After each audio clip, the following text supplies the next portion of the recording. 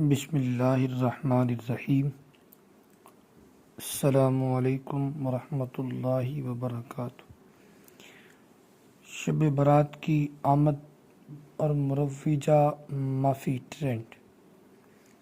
جب بھی شعبان المعظم کی مقدس 15ویں رات شب برات کی تشریف آوری ہوتی ہے تو سوشل میڈیا پر بذریعہ تحاریر و پوسٹس کی صورت میں باقاعدہ طور پر معافی تلافی کا سلسلہ شروع ہو جاتا ہے۔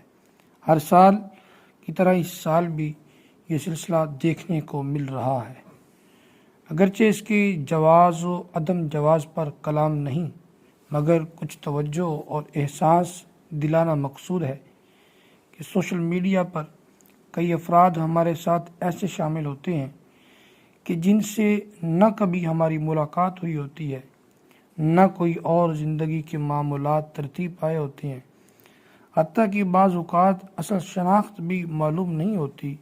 ان سے معافی کا طلب کرنا، جو ایسا کرتے ہیں انہیں چاہیے کہ ان سے معافی تلافی کی ترکیب کریں جن سے ان کا شب و روز کا واسطہ پڑتا ہے، اب چاہے وہ بالمشافہ ہو یا کہ سوشل میڈیا ہی کے ذریعے ہوں، جیسے میسنجر یا واٹس ایپ وغیرہ۔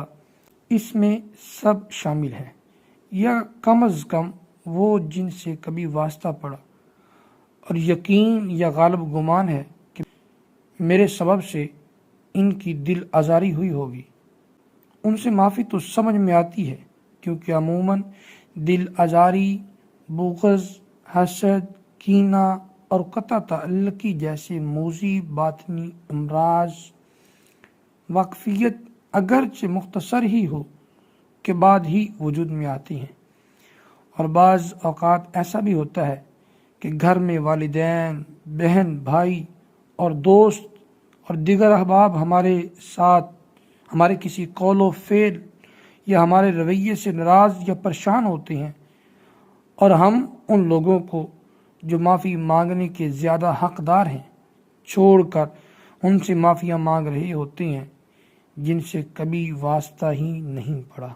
یاد رکھیں، معافی مانگنا اور معاف کرنا یقیناً سعادت مندی ہے، تو کیوں نہ اپنے گھر سے اور اپنے حلقہ احباب سے ہی اس فعل محمود کو شروع کیا جائے۔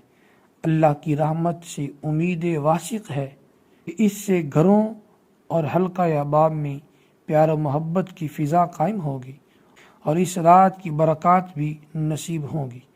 اللہ کریم اپنے محبوب مکرم صلی اللہ تعالی علیہ وآلہ وسلم کے توسل ہمیں اس رات کی عبادات تو گریہ وزاری کرنے کی توفیق عطا فرمائے، اور ہمیشہ مجھے آپ کو اپنی رحمتوں کے حصار میں رکھے اور عزت والی، عافیت والی، صحت والی، نیکیوں والی طویل زندگی عطا فرمائے۔